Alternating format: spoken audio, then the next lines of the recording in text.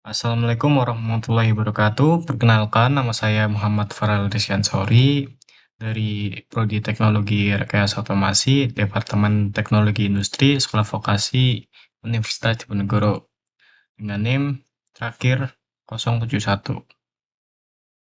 Pada kali ini, kursus ketiga, kita akan membahas kondisi if dan else. Nah, apa itu kondisional? Yaitu percabangan sederhana dari sebuah program yang telah ada. Kemudian ada boolean.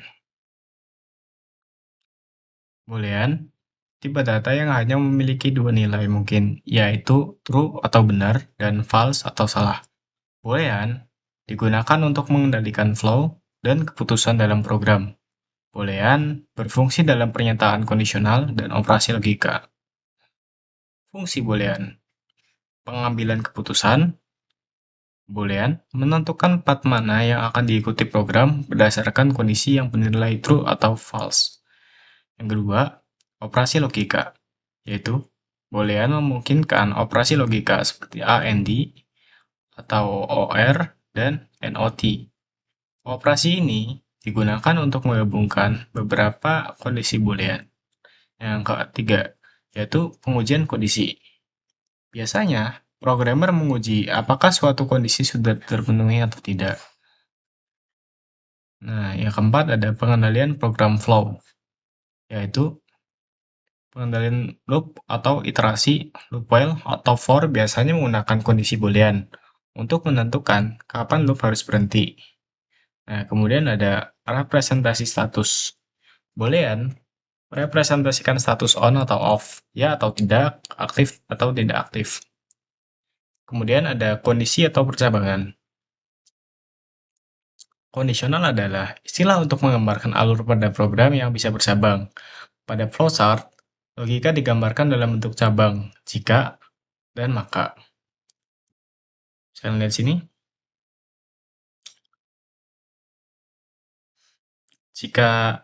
Jika true, maka akan terjadi ini, dan jika tidak, maka akan ada alternatif atau false ya.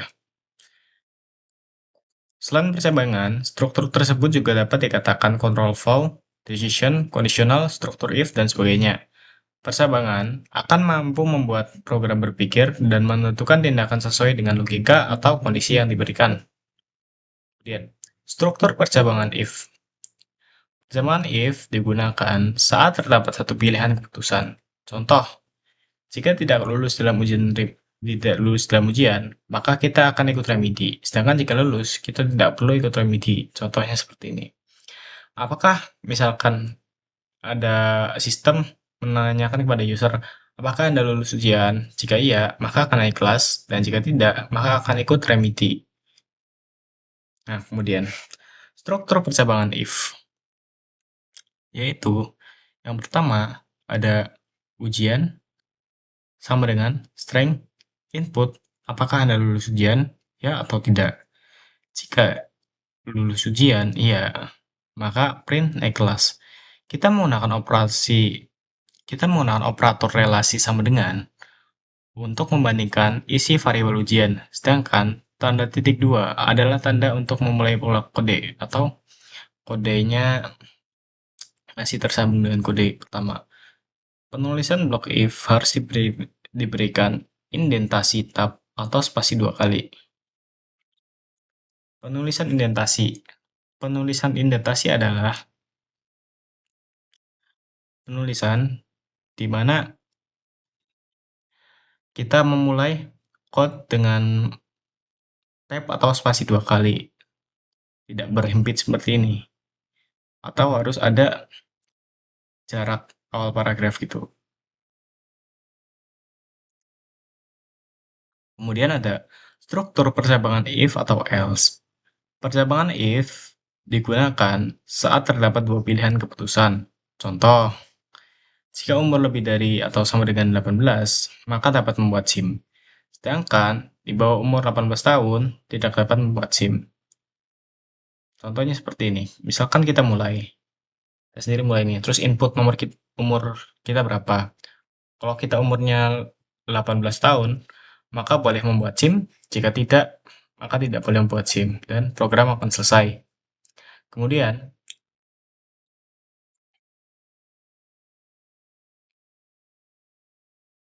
selain blok if, terdapat juga blok else yang akan dieksekusi apabila kondisi umur kurang dari 18 tahun atau false.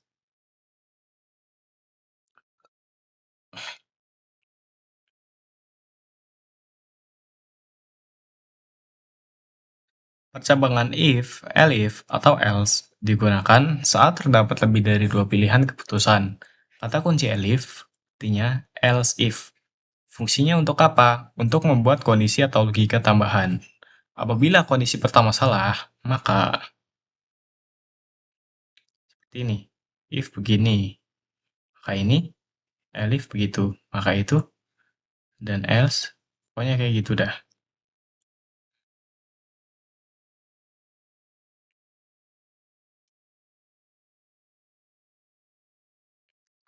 Hmm, kemudian bisa lihat di sini,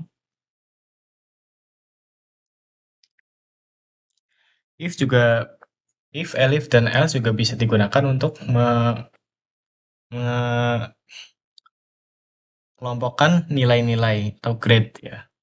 Seperti yang kalian lihat di sini, yaitu adalah 90 akan mendapat grade A, 80 akan mendapatkan grade B+, nilai lebih dari 70 akan dapat grade B, nilai dari 60, lebih dari 60, maka akan C+, dan sebagainya sampai E. Nah, kemudian kita akan membahas apa itu flowchart atau diagram alur. Flowchart atau diagram alur adalah diagram yang menampilkan langkah-langkah dan keputusan untuk melakukan sebuah proses dari suatu program. Digambarkan dalam bentuk diagram dan dihubungkan dengan garis atau anak panah. Flowchart berperan penting dalam memutuskan sebuah langkah atau fungsionalitas dari sebuah proses pembuatan program yang melibatkan banyak orang sekaligus. Fungsi flowchart memberi gambaran jalannya sebuah program. Dari situ, kita tahu satu proses ke proses lainnya, tahu step by step-nya. Nah, simbol flowchart sendiri ada banyak, yaitu ada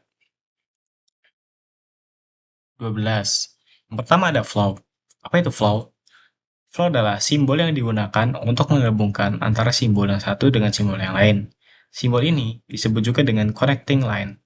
Kemudian ada on-page reference, kemudian ada off-page reference, kemudian ada terminator, ada proses, ada decision, ada input atau output, ada manual operation, ada dokumen, ada predefined process, ada display, ada preparation, dan lain-lain.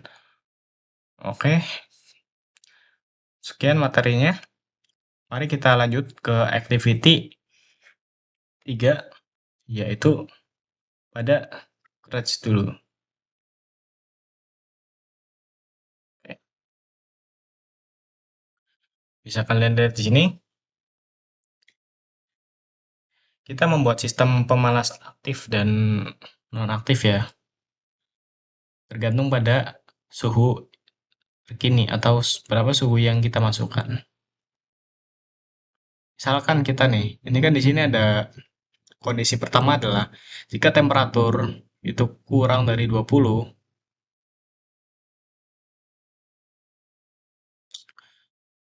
maka turn the heater on atau nyalakan kipasnya. Nah, jika temperatur itu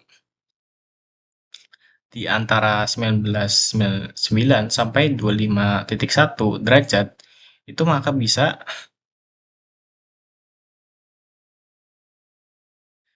bilang oke, dan juga turn the cooler-nya begitu.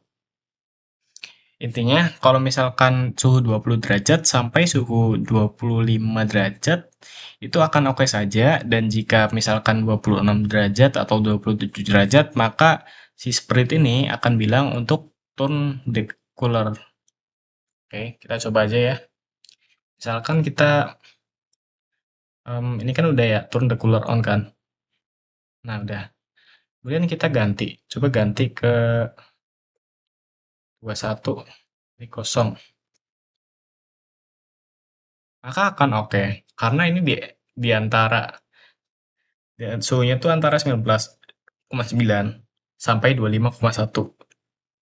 Nah, oke, kita akan coba lagi di bawah suhu 20.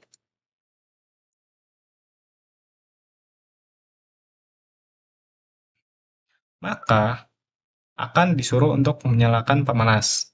Kemudian kita akan melihat bagaimana sih caranya di Python gitu atau Replit. Nah, sama seperti yang di Scratch tadi, jika temperaturnya kita sesuaikan sendiri temperaturnya berapa, jika temperaturnya kurang dari 20, maka kita nyalakan pemanas. Jika temperaturnya antara 20 sampai 25, maka kita print OK. Jika di atasnya atau nggak memenuhi kedua syarat ini, maka akan di print ini atau else. Kita langsung aja kita coba yang 28. Maka apa yang akan di print? Nah, bisa kalian lihat di sini karena tidak memenuhi kedua syarat ini, yaitu adalah suhunya tidak di bawah 20 dan tidak di antara 20 atau sampai 25, maka akan di print yang else atau turn the cooler on. Oke, cukup sekian saja penjelasan saya. Kemudian selanjutnya kita akan berproject bersama lagi seperti kursus-kursus sebelumnya. Kita akan melakukan sebuah project yaitu Are you old enough to drive? Atau ini menanyakan suatu user apakah Anda berada di country yang mana atau negara apa. Kemudian itu legalkah dapat untuk mengemudi, misalkan aturan setiap negara kan beda-beda, otomatis regulasinya juga beda-beda. Ada yang boleh mengemudi untuk umur 17 tahun, ada yang belum boleh mengemudi umur 17 tahun, dan ada juga yang sudah boleh mengemudi usia 15 tahun, tetapi dengan pengawasan orang tua. Oke, kita lihat aja di sini di Replit. Yang pertama adalah kalian pasang di sini, where do you want to drive? South Africa, Mexico, India, France. Kemudian kalian pilih variabel yang telah dibuat di sini, yaitu adalah country atau intian apa ya negaranya. Kemudian kalian itu tanyain, how old are you? Berapakah umurmu? Kemudian kalian pilih set user AG atau umur pengguna. Nah, kalian bisa cantumin jawabannya di sini. Jika negara yang dipilih pengguna adalah South Africa, maka umur legalnya itu 16 tahun ke atas. Kalau iya, kalau udah 16 tahun atau 17 tahun, mereka bisa berkendara. Jika enggak, maka akan tidak boleh berkendara. Kemudian, kalau memang bukan South Africa, maka akan dialihkan ke Meksiko. Seperti Meksiko tadi, yaitu mereka bisa berkendara umur 17 tahun secara legal tanpa pengawasan orang tua. Sementara umur 16 dan 15 tahun, mereka harus berkendara itu di pengawasan orang tua. Nah, di bawah itu tidak boleh berkendara. Sedangkan kemudian selanjutnya India. Setelah tidak memilih Meksiko dan South Africa, maka akan dialihkan ke India. Di India, regulasinya adalah boleh menyetir atau mengemudi di atas umur 17 tahun, yaitu umur 18 tahun. Kalau iya, memang usernya umur 18 tahun, maka boleh untuk berkendara. Jika tidak, tidak boleh. Kemudian, kalau bukan India yang dipilih user, maka akan jatuh lagi di sini yaitu negara terakhir yaitu Prancis. Di Prancis, kita bisa berkendara pada usia di atas 17 tahun, dan sedangkan umur 15 tahun, kalian harus ditemani supervision atau orang tua atau orang dewasa, dan di bawah itu kalian tidak boleh berkendara. Nah, jika bukan semuanya, maka akan di print di sini, yaitu data is not available for this country. Kita langsung running aja.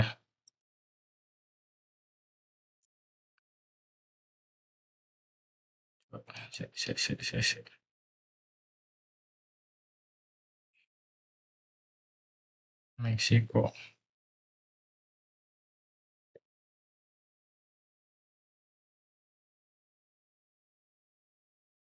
Nah, karena saya memasukkan umur Meksiko dan umur saya 18 tahun, maka secara regulasi di sana saya sudah sah dan legal untuk mengemudi dan berkendara. Oke, coba kita cari yang lain seperti Prancis. Cari yang lain Prancis ya. Oke,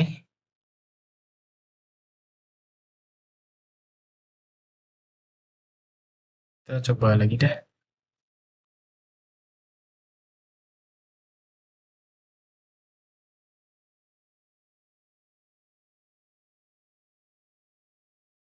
Wah,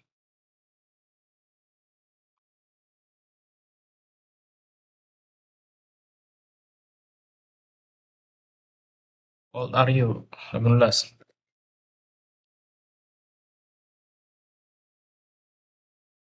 Alah, itu typo.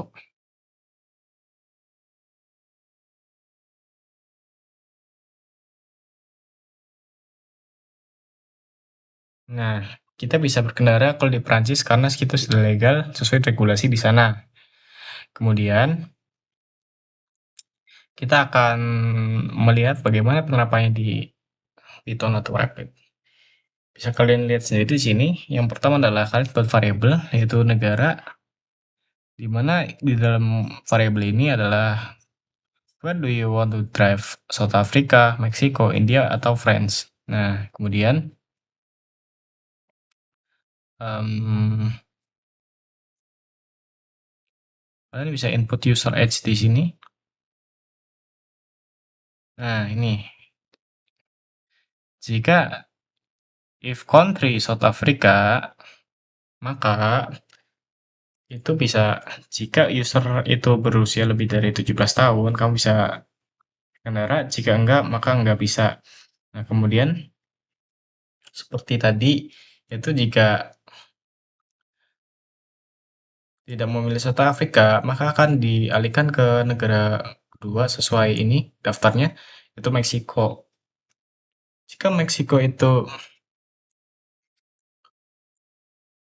Jika user umurnya lebih dari 18 tahun atau 18 tahun pas, bisa juga itu untuk berkendara. Jika belum, tahun 16 tahun atau 15 tahun, maka itu bisa ditemani orang tua atau orang dewasa. Dan seterusnya. Ini mirip seperti tadi, cuma bedanya di sini adalah ada elif, sedangkan tadi cuma if dan else.